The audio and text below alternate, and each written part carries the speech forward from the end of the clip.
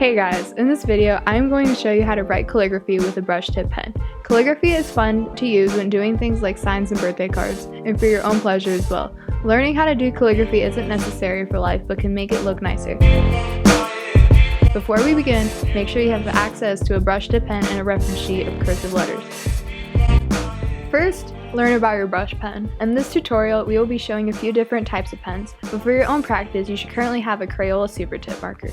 Make sure that the nib of your pen, or the felt tip that you write with, has a good point and is smooth all around so that no extra unwanted lines are made. There are a few different types of brush pens and different characteristics that can be attributed to them. The Zig Clean Color pen, which I am holding here, has a felt brush tip with a vibrant red color.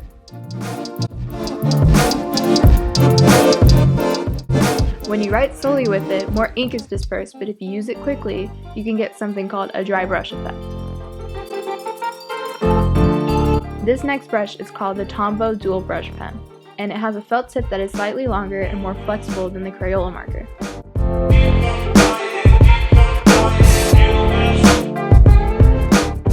This pen comes in a variety of colors, but also has a fine tip point on the other end of the pen. Our last pen that we will use for this video is a Crayola Super Tip marker, which has a slightly flexible, pointed bullet tip that works well for simple calligraphy and is very forgiving on beginners.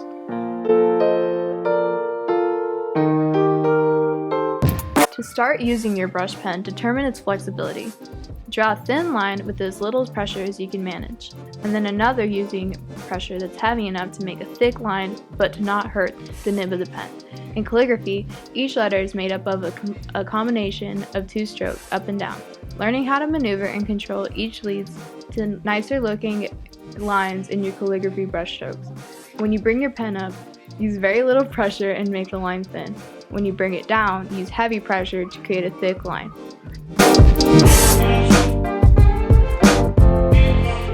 Now, practice drills as shown on the reference paper. So try making a shape like this repeatedly on your paper. Next, try making ovals with one side thick and the other thin.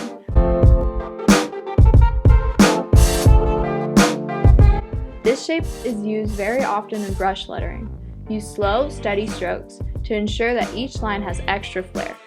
Practice making shapes and doing drills to improve the movements you make in writing actual words.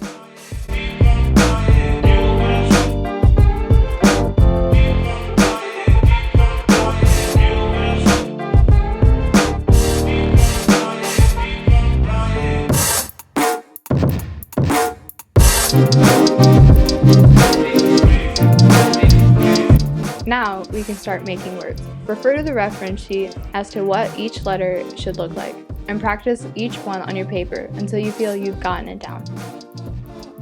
Some letters have multiple parts, whereas others are made in one stroke.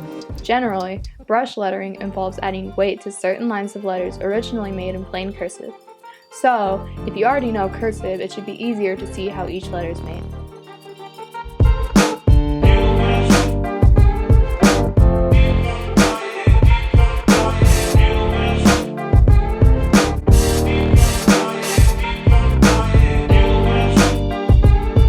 When connecting letters to make words, use a thin upstroke to keep the word together. The key trick to calligraphy is practice and understanding.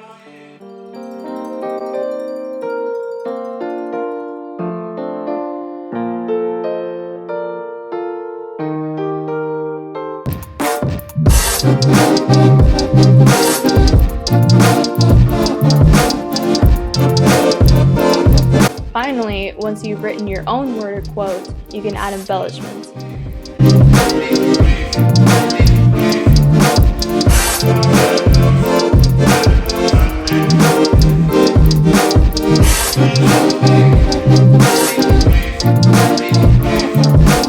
Use the same pen to go over the strokes in the lower half of the letters to create a weighted effect.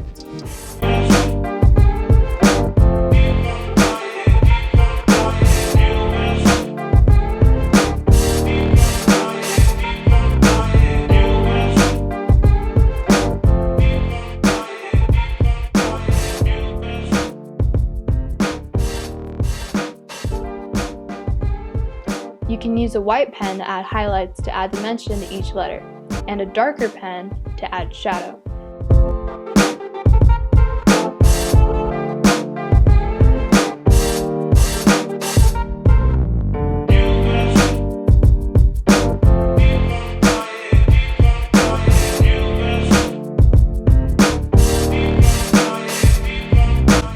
There are also different ways that you can write your words, such as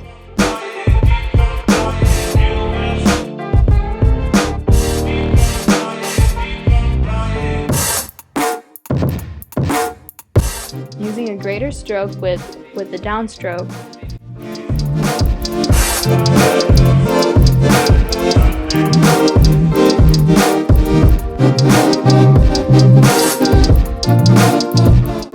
shifting the baseline and writing each letter at a slightly different height,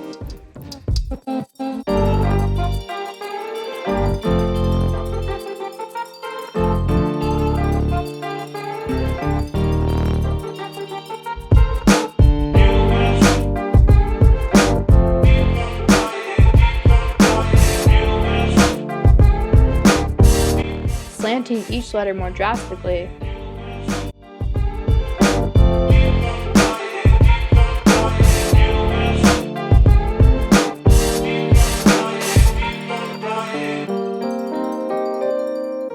and increasing the space between each letter.